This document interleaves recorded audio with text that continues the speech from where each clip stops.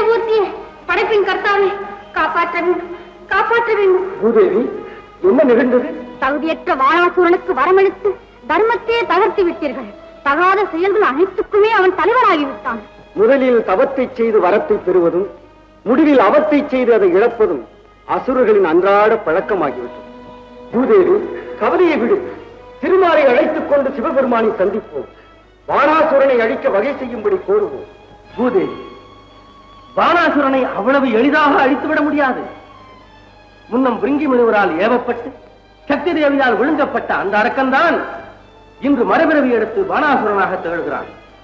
பிரம்மாவிடம் அழியாத பல வரங்களை பெற்ற அவன் கன்னியால் தனக்கு அழிவு நேரக்கூடாது என்ற வரத்தை பெற மறந்து விட்டான். அது ஒன்றுதான் இன்று நமக்கு சாதகமாக இருக்கிறது. அதனால் சக்தி தேவி ஒருத்தியால் தான் அந்த அரக்கனை அழிக்க முடியும். ஆனால் சாபத்தால் பீடிக்கப்பட்ட சக்தி தேவி புவியில் ரேணுகா தேவியாக பிறந்து திருமாலின் அவதாரமான பரசுராமனால் சிரம் துண்டிக்கப்பட்டு மாரியம்மனாக தனது அம்சத்தை நிலைநாட்டிய பின்னர் மீண்டும் எம்மை வந்தடைய பரசுராமனால் நிறுவப்பட்ட முக்கடல் சந்திப்பில் கன்னி பெண்ணாக கடுந்தவத்தில் ஈடுபட்டிருக்கிறாள்.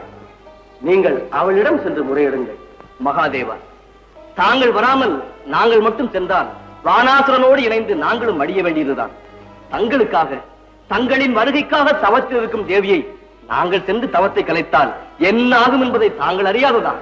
அதனால் தாங்களும் எங்களோடு வந்து அன்னைக்கு காட்சி தந்து வானாசுரனை அழிக்க ஆணையிட்டு பூதேவியை காக்க வேண்டும். அவ்வாறே ஆகு.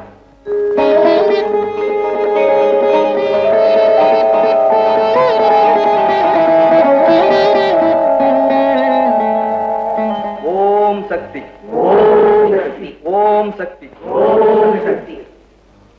பாறையில் அமர்ந்து பாரினை காக்க வந்த குமரி தெய்வமே, சரணம் தாயே சரணம். மண்ணுலகூர் ஆனாலும் விண்ணுலகூர் ஆனாலும் தவறு செய்யும் தண்டனை உண்டென்று உலகிற்கு எடுத்துக் காட்ட நாடகமாடிய சிவசக்தி அன்னையே, சரணம் தாயே சரணம்.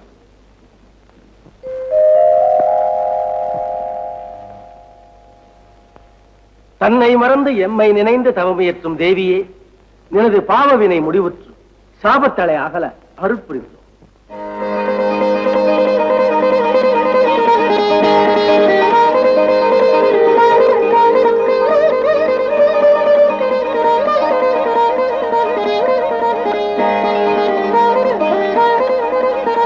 சந்திரசேகரா, சதாசிவா, சிவமான சீவன் என்று சக்திக்கு செயலில்லை என்று உணர்த்திய சர்வேஸ்வரா,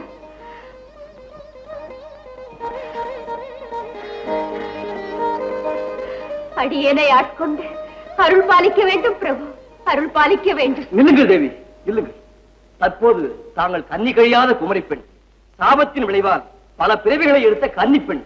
ஆகம விதிப்படி அரணை வரிக்க திருமணம் என்ற சடங்கை முறைப்படி நிகழ்ச்சியை பின்னரே ஏற்க வேண்டும். அதுவே நியதியும் நீதியும் கூட.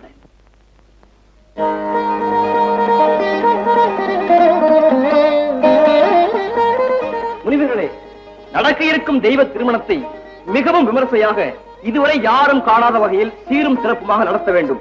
நரம்பில்லா வெற்றிலை, கண்ணில்லா தேங்காய், கனி இல்லா கரும்பு, காம்பில்லா மாங்காய், இதழ் இல்லா மலர், இவை அனைத்தும் இன்று இரவு முடிவதற்குள், பொழுது விடுவதற்குள் சிவபெருமான் சீராக கொண்டு வந்து சிறப்பாக திருமணத்தை முடித்துவிட வேண்டும். நாரதா, இது என்ன கோரிக்கை? இயற்கைக்கு புறம்பாக சீர் கொண்டு வரும்படி கூறுகின்றாயே. ஏன் இத்திருமணத்தை நடத்த உனக்கு உத்தேசம் இல்லையா? என்றென்றும் நான் கன்னி பெண்ணாகவே இக்கடலோரத்தில் காத்திருக்க வகை செய்கின்றாயா? சிவசிவா, தாங்கள் என்னை தவறாக கருதுகின்றீர்கள். இத்துணை காலம் இறைவனை வேண்டி தவமழைத்து காத்திருந்த தங்களுக்கு பெருமை அளிக்கும் வகையில் இத்திருமணம் அமைய வேண்டும் என்பதே என் ஆவல். தக்கன் மகள் தாட்சாயணியாக, இமவான் மகள் பார்வதியாக, மலையத்வஜன் மகள் மீனாட்சியாக தாங்கள் மும்முறை மனக்கோலம் போன்றிருக்கிறீர்கள். மகாதேவனை மணந்திருக்கிறீர்கள். அவை அனைத்துக்கும் சிகரமாக, கண்கொள்ளா காட்சியாக இத்திருமணம் திகழ வேண்டும் என்பதே என் விருப்பம். அவ்வாறு நாரதன் விருப்பம் போன்றே அனைத்தும் நிறைவேற அருட்புரிந்தோம்.